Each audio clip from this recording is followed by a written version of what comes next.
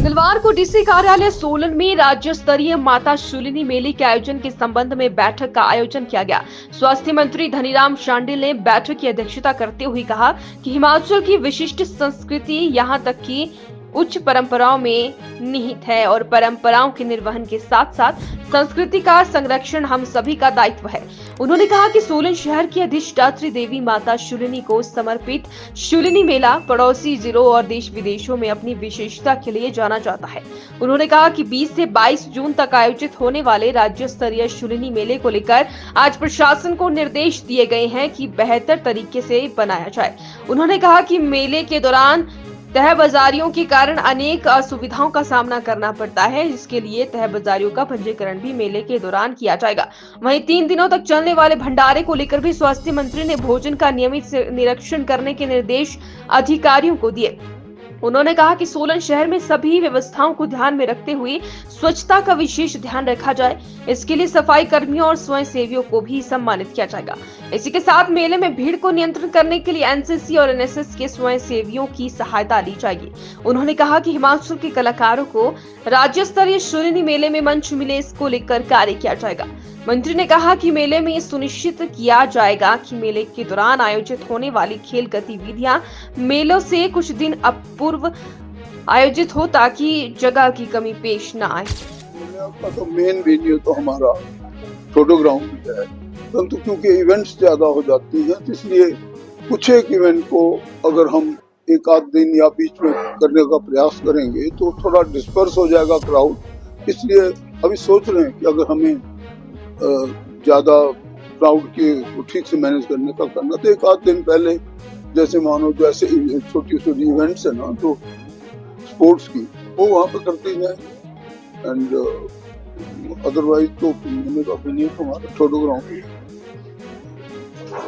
ज्यादा चीजें बस यही थे कि जो हमारे मेले हमारी संस्कृति का अभिन्न अंग है, हमारी विरासत भी है।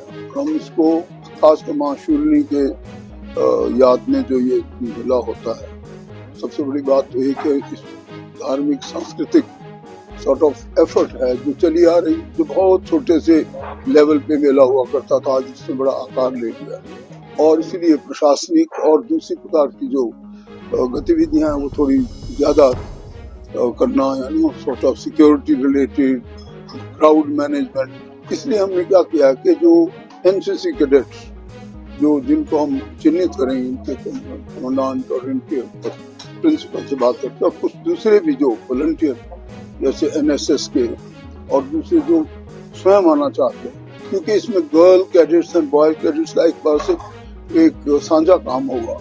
Crowd management is very important क्योंकि यही कई आदमी बहुत सारे इन्फॉर्म होते हैं, एल्डरली होते हैं, उनको संभालना, पानी कहाँ मिल सकता है, कहाँ पे उनको भंडारे हैं, इस प्रकार से संकेत देने के लिए और गाइड करने के लिए हम लोग इनकी थोड़ी सी ट्रेनिंग भी करेंगे 10-12 दिन पहले। और एसपी साहब, डीसी साहब इसमें उन्होंने बहुत अच्छे तरीके से, मैं समझता हूँ, उसमें इन्वॉल्व है। इनकी हर आदमी, हर पूरे नागरिक, मेला is not only for the अधिकारियों के लिए या अथॉरिटीज, मेला इज फॉर एवरीवन। इसलिए हम इसको बहुत विशेष ध्यान दिया। दूसरी बात आप देखिए, मैंने क्राउड के बाद हमारा जो कलाकार का चयन और उनकी जो सॉर्ट ऑफ जो मेथोडोलॉजी होगी, इस बार ये होगी कि हम किसी की सिफारिश पे न दे के हम स्वयं इसको चयनित, एक जो समिति होगी उसके नीचे चयन किया जाएगा और उनकी बाकायदा ऑडिशन लेके उनकी योग्यताओं और क्षमताओं का ध्यान में रखते हुए उन्हीं लोगों को पार्टिसिपेट करने को देंगे जो इसके योग्य हैं और जो लोगों को ठीक प्रकार का मनोरंजन प्रस्तुत कर सकें। ये एक हमारा और इम्पोर्टेंट काम है। बाकी सब प्रकार की गतिविधियां जैसे पहले होती थी ऐसे होगी।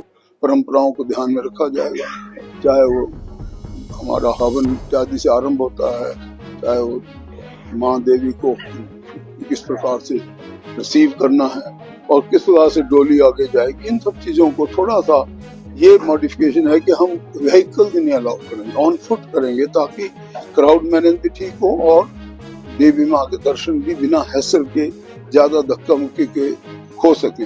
ऐसा प्रयास रहा हमारा। जस्टिस साहब ने बहुत अच्छा काम किया है।